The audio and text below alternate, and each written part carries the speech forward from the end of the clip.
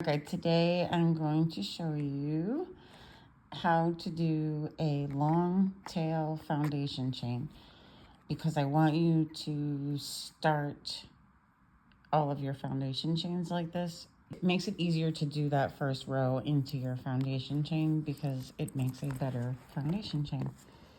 So this is a worsted weight number 4 yarn. I'm going to use a slightly bigger than recommended hook for that size so that the stitch definition will be more pronounced and you'll be able to see your stitches in order to make that first row.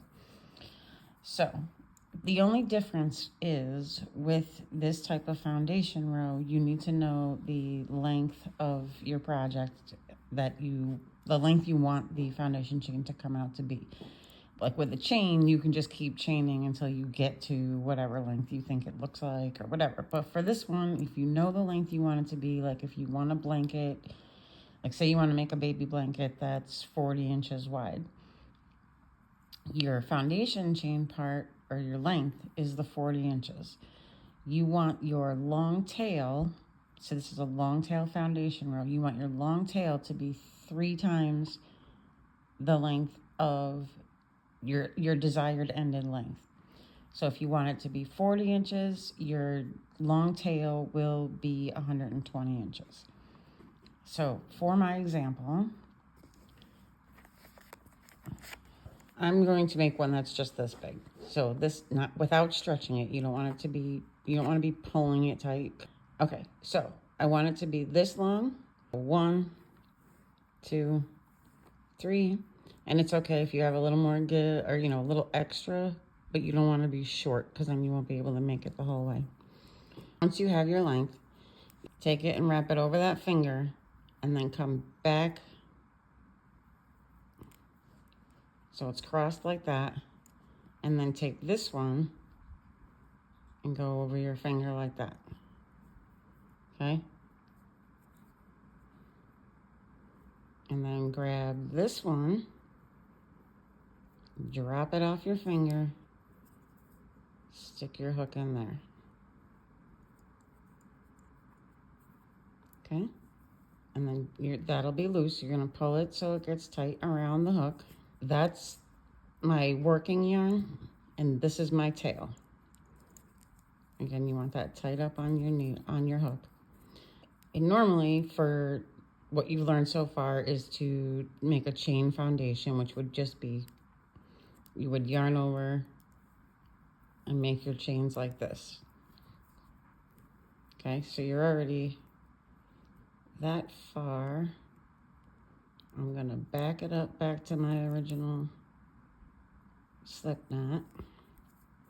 And to do the long tail foundation, you take the tail and you yarn over with that.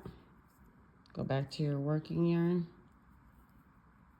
And the first one is a little tight, so you want to kind of grab that thing. Get that through there. And it'll look like that with 2 loops on there. Again, yarn over with your tail. And then so that makes that second loop there. And then you're taking your working yarn, hold this, and pull that through. Okay? Put your tail over. That makes the 2 loops. Yarn over your working yarn and pull that through. And just keep going. We'll put the tail over, make the 2 loops, and then pull it through your working yarn. Wrap the tail over, make the 2 loops, yarn over your working yarn and pull that through the 2 loops. With the tail, you're making the 2 loops, yarn over your working yarn and pull that through. Keep going until you have your desired length or your desired number of stitches, depending if you're working just free hand or if you have a desired number or a exact number of stitches in a pattern you're doing. You'll stop when you get to that number. I'm gonna keep going and show you this should come out when I get to the end of the tail that I created to be 3 times the length of my hook case. This should end up the length of the hook case.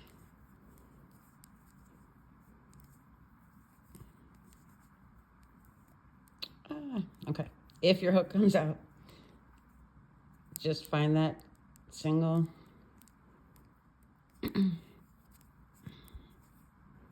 then your back hook over or wrap over, pull through.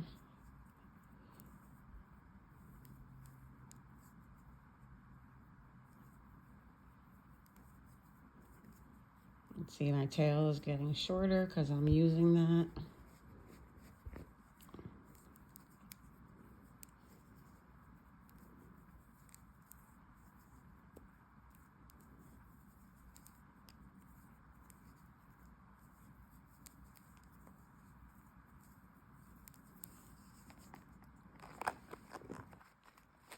I'm stretching it a little, but I also didn't get to the end of my tail. I got a couple more I can do.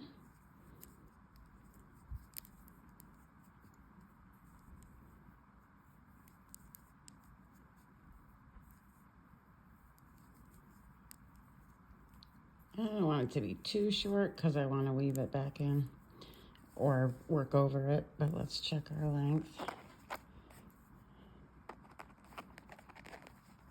All right, if I hold that on that end, we are right at the length of the case. And all I did was make sure that that tail was 3 times the length of the case, and then my foundation came out the length of the case. You might want a longer tail to be able to weave that in. So measure your 3 times the length of your project, add another couple inches maybe. Okay, so when you do this, you don't end up with a flat chain that you're working into to do your second row. You have this really cool box. It's actually a square, like you can feel a top and a bottom. Turn it and it's a square again. So these stitches here, these V's, you can now turn and work. So now I'm going to work single crochets into this to be my first row. I just chained 1 because that's going to be my first single crochet in that next row. Okay, so this here was my last stitch in my foundation chain. So that's the one I'm going to work into. I chained 1, be my first single crochet in the row. So this chain that I did here, this one link here, that's my first single crochet. This is what it's built off of. So that's my first one. So I'm going to go into this next one to make my next single crochet.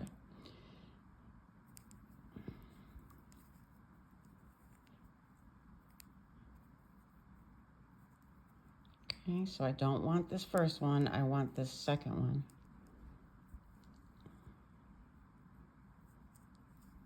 And that would be front loop only because I only got the front loop. If you ever see that in instructions. And then, gosh darn it. This is a little more difficult because I have the camera in front of me, but if you put it through both of the 2 loops down the top on that top one, yarn over, pull through, you got 2 loops on your hook again, yarn over and pull through. Now that's your first 2 stitches. And then you want to go to the next one so you can see what you have on your hook worked into that. This is a stitch here. This is in this hole here. Now you're going to go into this next one.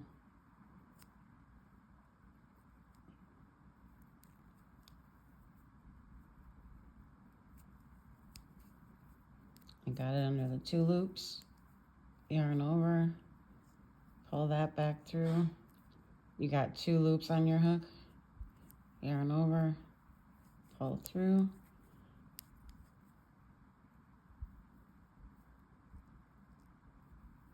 I got them under the 2 loops. I'm gonna yarn over and pull that through. I got 2 loops on my hook, yarn over, pull that through. And you should be starting to see. So that's my kind of false first single crochet. And then I have made 1, 2, 3. And then a double crochet. I'm gonna just show you a quick example of a double crochet. And that's abbreviated in patterns as DC. You yarn over before you put your hook into the stitch to work it. So it's gonna end up taller, that's why it's a double. You yarn over first. You stick it through there. Pull your yarn through, you'll have 3 on your hook. You're gonna yarn over, pull through the first 2, and then you'll have 2 on your hook.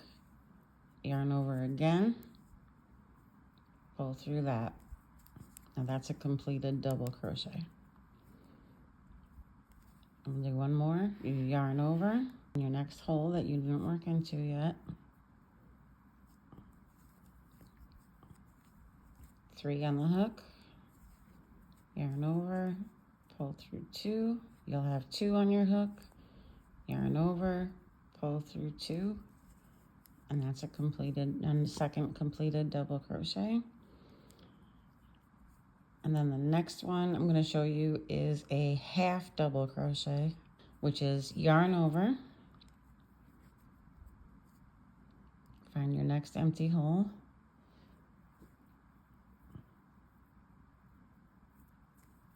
you're through those 2 loops, yarn over, pull it back through. You got 3 on your hook, but for a half double crochet we're just going to pull through all 3 of those, and that makes a half double.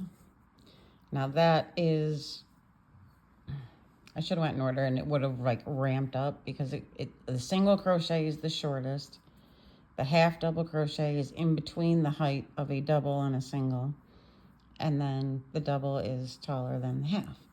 So it goes single, half, double, and then there's a triple, which you yarn over twice.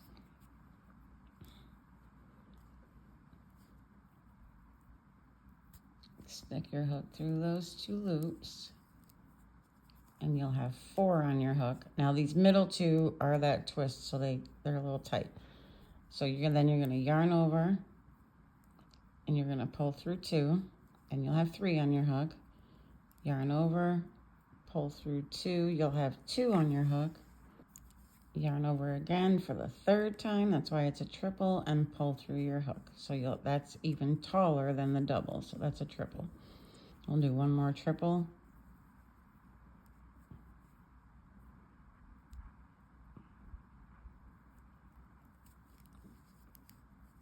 Now this type of foundation chain also looks a lot better than having a standard chain in the bottom. Pull through 2, chain over, pull through 2, chain over, pull through 2. Those are the 4 basic stitches for different heights of a stitch.